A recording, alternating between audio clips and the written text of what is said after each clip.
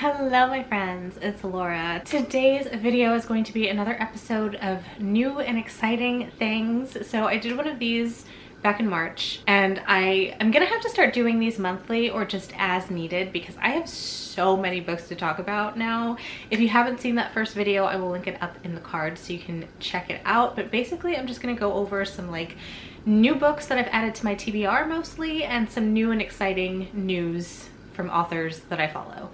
So let's get into it because like I said, we have a lot to talk about. So the first order of business is a cover reveal for Songs of Irie by Asha Ashanti Bromfeld. So this author is the author who wrote Hurricane Summer, which was a book that completely broke me. Like, I cried so much reading that book and I absolutely loved it. Asha is a Jamaican author writing in the YA space. So Hurricane Summer was kind of this coming of age. Songs of Irie is another sweeping coming of age novel about a friendship struggling to survive amidst the Jamaican civil unrest of the 1970s. So this is definitely going to cover a piece of time that I haven't read anything about, and I know there's things out there, I just haven't read a fiction novel that takes place in Jamaica during this time.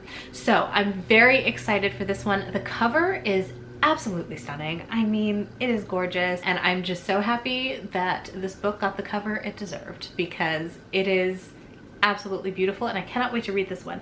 This one comes out October 10th of this year, so I will for sure be picking it up. Next, one of my favorite authors, PJ Clark, has just announced a new book, and there's no cover yet and it doesn't come out until 2024. But oh my goodness, am I excited for it. The title is The Dead Cat Tail Assassins. This is completely separate world. It doesn't take place in the Dead Djinn universe or in the Ring Shout universe. None of that. It's a brand new world to explore, which is exciting. But I believe it comes out March of 2024, and honestly, with how quickly time is passing these days, that's gonna be here before you know it. So it is available for pre-order now. I cannot wait to see the cover. I'm going to be eagerly awaiting the cover of this. I'm sure it's gonna be bomb. But there's a very brief little summary on Goodreads, so I'll just go ahead and read it. It says, "The dead cat tail assassins are not cats, nor do they have tails, but they are most assuredly dead." Nebula and Alex Award winner PJ Clark introduces a brand new world and a fantastical city full of gods and assassins. Are you ready? Oh my goodness. So I'm so excited. You can guarantee that that will be on my anticipated releases list for next year. So that's pretty much it for exciting news and new things. Now we just have like a bunch of books that I've added to my TBR since the last time I did this video. There are a total of 19 of them. So we're gonna run through them really quick, okay? The first one is Vampire Weekend. This is by Mike Chen. I've never read anything by Mike Chen and I'm kind of iffy on this one as well, but it is an adult book about vampires, and I don't know if you know this, but I love vampires and I am all here for vampires returning. But what I'm really looking for is vampires in the adult sci-fi fantasy space as opposed to YA. I heard someone talking about this and honestly I can't remember who it was, but it sounded interesting. It's about vampires, one particular vampire who is into punk rock. That's all I know, and I'm interested in giving it a read at some point. Next we have The God of Endings by Jacqueline Holland. This one is just one of those buzzy titles that I've seen a lot of places. I've seen it featured in a lot of bookstores, and it's about an immortal. And I love stories like this. I love when we're spanning multiple years and generations and following someone who has this long lifespan, and we're dealing with the emotions that come along with that, and like the loneliness, and just a very good look at the human condition itself. And it seems like this is going to be one of those books. It says, combining brilliant prose with breathtaking suspense, The God of Endings serves as a larger exploration of the human condition in all its complexity, asking us the most fundamental question: is life in this world a gift or a curse? The next book that I added to my TBR, which is one that actually comes out tomorrow on the day I'm filming this, it comes out May 2nd. I saw this on just in an email newsletter from Tor, and it is called Spring's Arcana by Lilith St. Crow. So what interested me is that it says it's American gods versus Baba Yaga in this Russian-inspired contemporary fantasy. I am pretty much a sucker for gods and witches. So I'm excited for this one. I am concerned because it has a very low rating on Goodreads, but I am excited to read it for myself and see how I enjoy it. So I did go ahead and add it to the TBR. Next we have Ebony Gate. This is by Julia V and Ken Babel. This is another Tor title that got put on my radar through Tor, and this one just sounded really interesting. It looks really interesting too. I really love the cover of this, but this one is it seems like this magical underground type scenario. So it takes place in modern day Chinatown in San Francisco. It has dragon magic, and we're dealing with like the elite magical families of the world. So it's kind of giving me that like magical criminal underground type feel. Maybe it's gonna be a little gritty, but it has dragon magic. Like, I'm so interested in this and that particular contrast.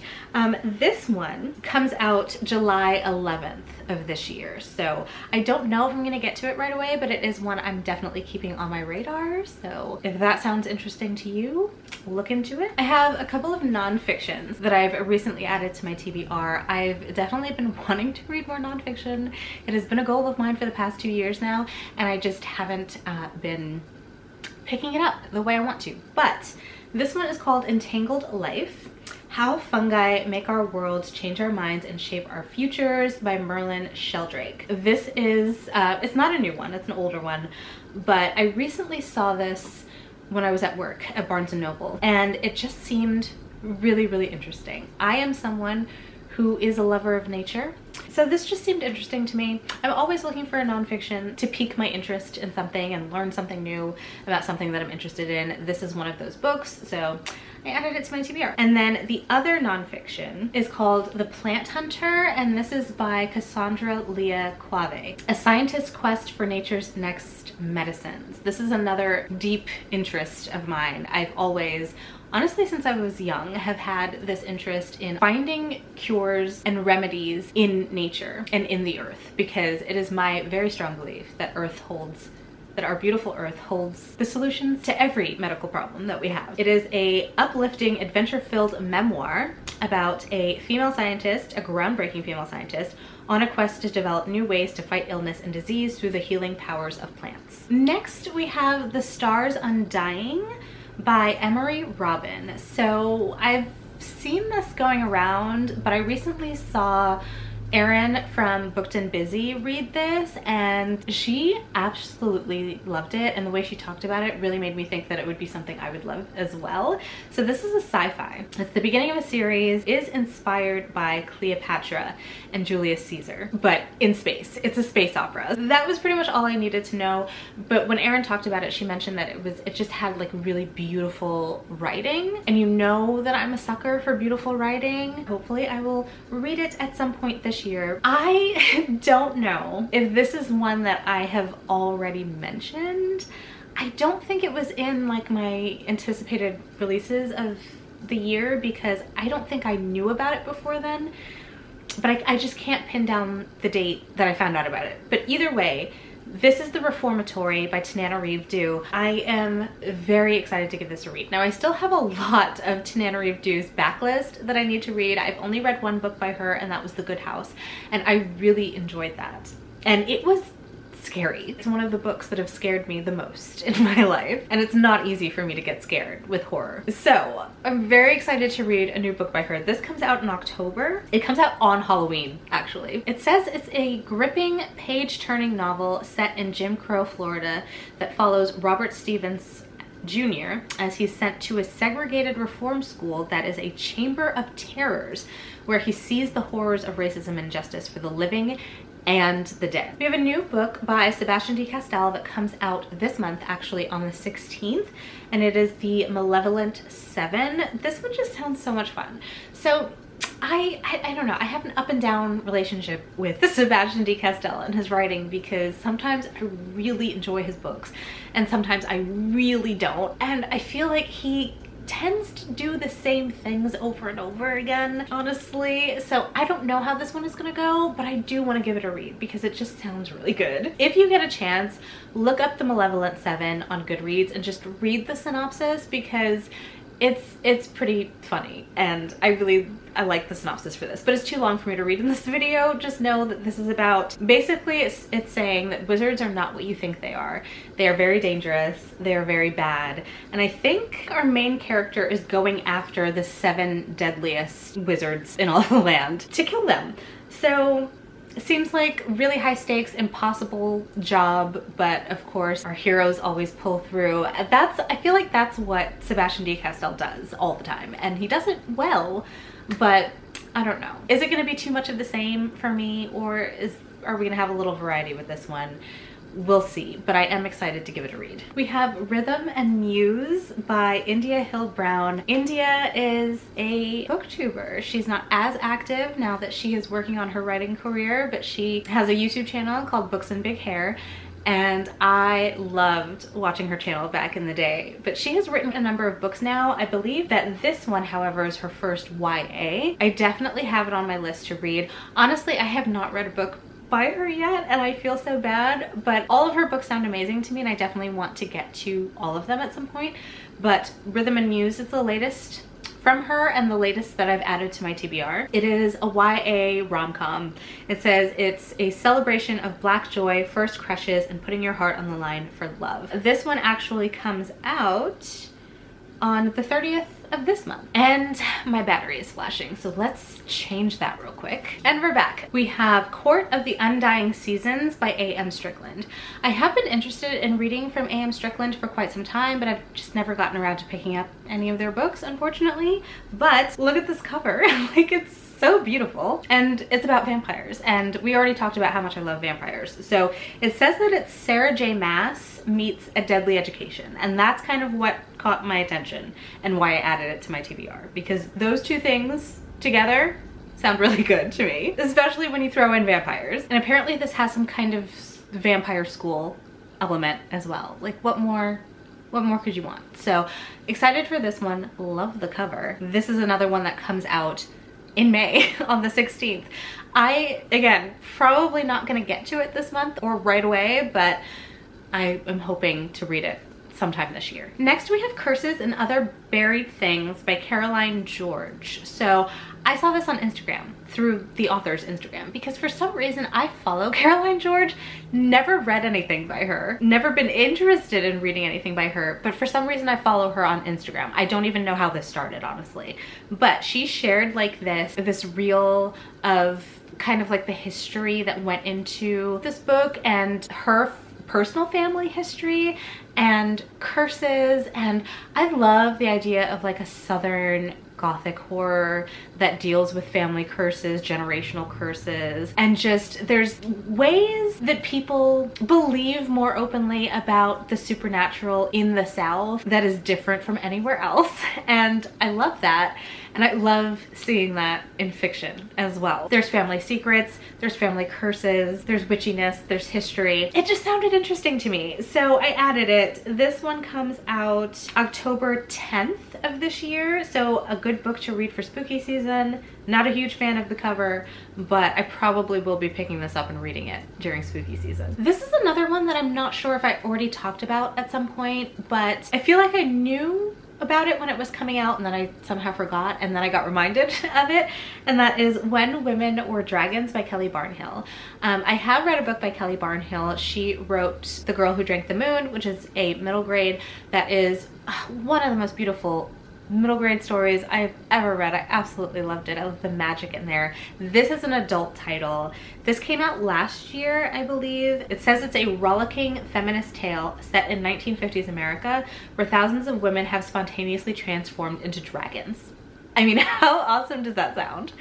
I want to be a dragon. So of course I added this to my TBR. I'm very excited to give this one a read. I think that this would be another good like spooky season read, or at least fall read for sure. So I might try to pick up a copy around then, but I recently officially added it to the TBR. Next we have The Warden by Daniel M. Ford, and I definitely have Bethany from Beautifully Bookish Bethany to blame for adding this one to my TBR, because she recently read it and the way she talked about it really made me think that I would like it. There's wizards and necromancy involved, and that's pretty much all I remember about it, but either way I know I want to give it a read.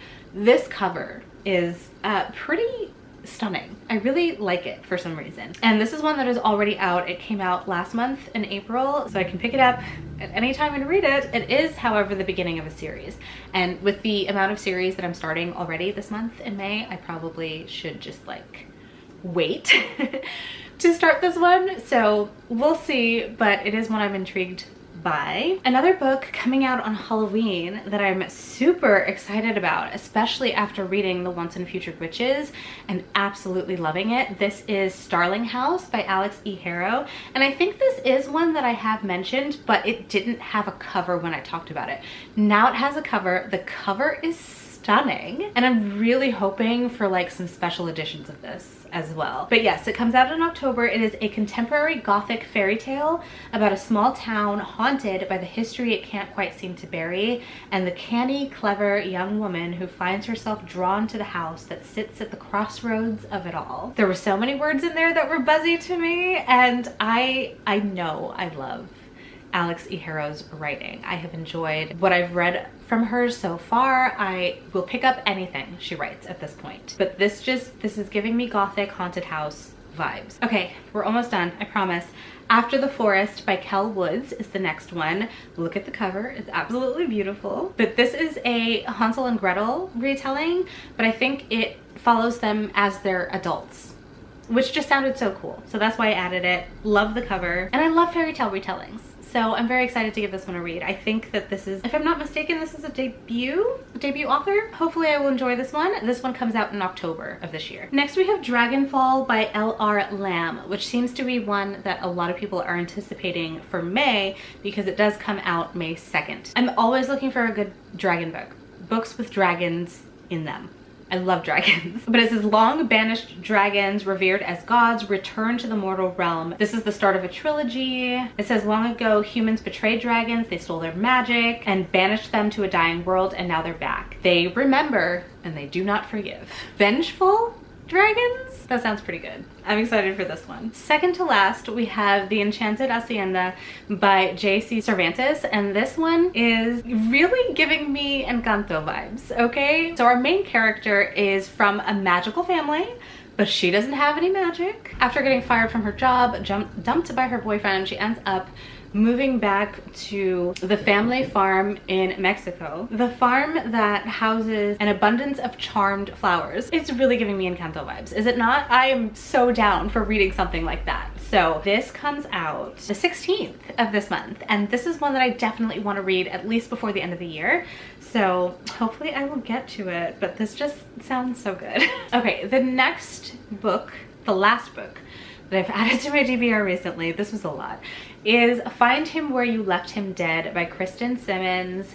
Every once in a while I get interested in a YA thriller, YA horror. I think this is more on the thriller side. The cover is really what drew me in. Like, it is white, the striking cover. This one also has a really interesting premise. It says Jumanji, but Japanese inspired. So it's about estranged friends playing a deadly game in an eerie folkloric underworld. 4 years ago, 5 kids started a game, only 4 survived. It just sounds really good. Hopefully it's as good as it sounds in my head.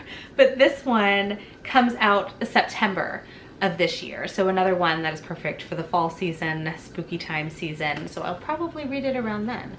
But my friends, that is it. Those are all of the books that I've recently added to my TBR. It is quite a bit. Talk to me down in the comments. Let me know what you think of any of these. Have you heard of them? Are you anticipating them as well?